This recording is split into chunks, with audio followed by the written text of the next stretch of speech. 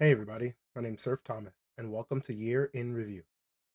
Unlike previous year in reviews, this is going to be the first time I allow you to build along with me. I'll be sending out weekly video updates so that you can build along and learn as I learn this new technology over the course of the year. All right, enough intro. Let's dive into it. All right, so the technology I'm going to be looking into this year is a coder's approach to no code solutions, specifically for building out AI agents.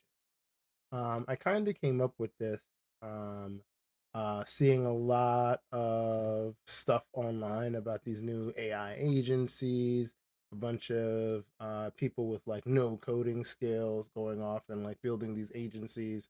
So I found it a little bit peculiar and really wanted to just learn a lot more about like building in this space and what potentially an engineer with no code tools could actually kind of look like. Just a little background on me. Software for about 16 years. We work, led risk and disputes at Venmo, mentored for Techstars, tech lead at Spotify. So I have a heavy coding approach, especially when it comes for like building AI solutions. I built front end all the way to back end solutions across my 17-year, 16-year career. But I'm finding it very interesting that people are finding success in this no code space. And there's finally a tool that I really wanted to look into. So the tool that I want to look into is called n8n. So as you can see here, a lot of companies' enterprise offering ends up being self-hosted, which is what most enterprise want. They want their own closed box solution, leveraging technologies. And as you can see here, these monthlies are their cloud providing. So similar thing with like a Zapier, except Zapier doesn't allow even a self-hosted version or make.com. And these are all like no code tools to kind of drag and drop and build functionality. So I wanted to explore that world in a way that I could still potentially use it. And it looks like n8n is the only one that kind of has that other offering. So today we're going to be going through the process of deploying n8n. So this is going to probably be the most technical, but not super code heavy, because I'm going to show you a way to do it to allow you to build it on your own infrastructure without the actual like having to go full scale deploy. So if you look here, they have a Docker version, and the way that I'm going to show you how to do it right now is based a little bit on that Docker version. Um, You can see here they have ways for you to deploy it on Heroku. I actually have some of my clients on Heroku, DigitalOcean. Then they have the creme de la creme ways, which are AWS, Azure, and GCP. We might go into these a little bit later. I might do a video on some of these because when you're working with larger enterprises, you tend to have to go this route. But we're going to do something similar to Heroku, but we're going to use a different cloud provider. So I'll give you a little example or explanation of what we're going to do and how it differs. So, if you look at Heroku, it actually is a platform as a service provider that sits on top of AWS. So, think of AWS as infrastructure, right? And then Heroku actually is infrastructure. They just sit on top of AWS to simplify it. So, they kind of like simplify AWS deployment. We're going to be using one called Railway, which is the same thing, but for the GCP side of the house, right? So, GCP, which is Google Cloud Platform, is again like the infrastructural piece where you have to know really what's going on and what you're doing. For simplicity, I want to give you the same level of scalability without crazy engineering burden. We'll get into some of the crazier engineering stuff later if the community wants.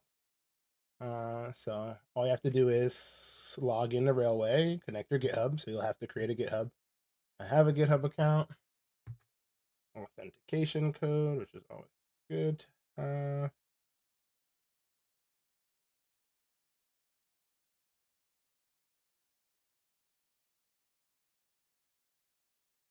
It already changed, so I'm not able to do anything here. As you can see, I have a company here. right? So I have one of my clients uses Railway. So you can see like there's a bunch of stuff that needs to deploy. This deployment actually needs my approval. Let me view it. I can deploy it. I know what it's doing. I actually wrote the fix. Uh, cool. Go back to Railway. Let's go back to my actual plan. I can create a project. I can go from template. And as you see, the most popular node is n8n with workers.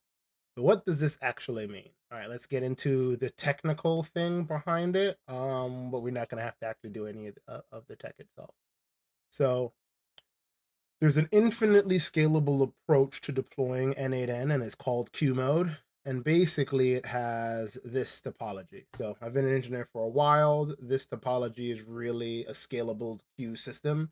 So when you look at n8n here, for $20 a month, you get 2,500 workflow executions. And we're going to be talking about workflow executions, but think execution from the beginning of a stage all the way through the end of a stage is an execution. The way that we're deploying it here on Railway, it will be unlimited, right? Which is kind of what you're seeing even here, where it says unlimited workflow executions, right? Once you self-hosted and deploy it yourself, you can get to unlimited for sometimes less than even the cost of their cloud providing plans. And as you can see here, it costs more with the more executions you want. So the executions become a bottleneck. Ideally, if you deploy it yourself, you're unlimited, but you're actually scaling against resources, so you pay for those resources themselves.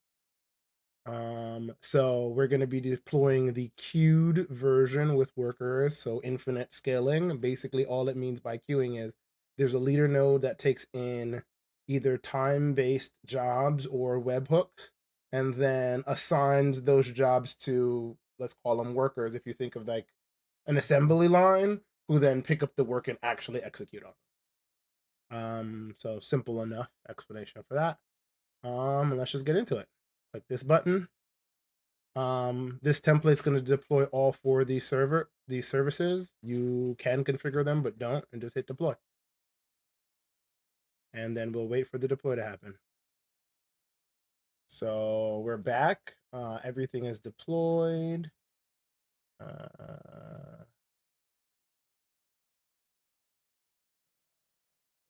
the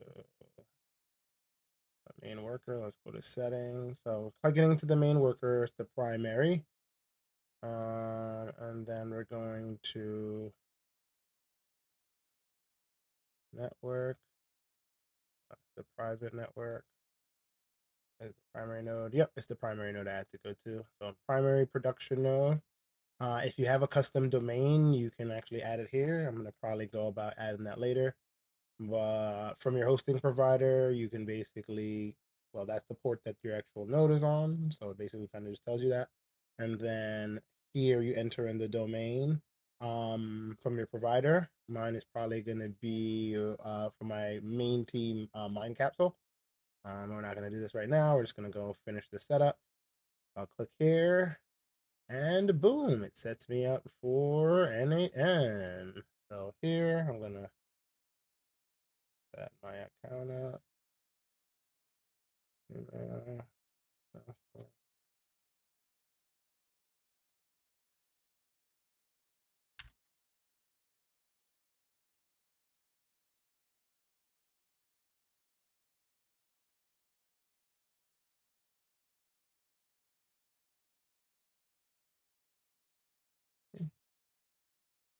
That. Uh, that's what my company does, more or less. I also sell the business owner. 18. There are less than 20 people. Hear about YouTube.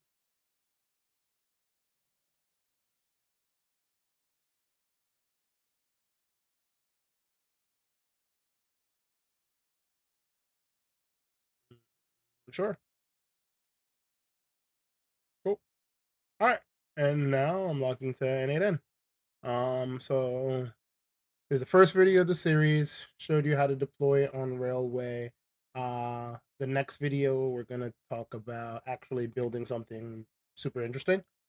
So we're going straight into building things, and then if I get a client along the way that wants us to deploy it in like AWS or GCP or something like that, I'll do a video on that. But really, this is supposed to be a coder's jump into no coding solution. So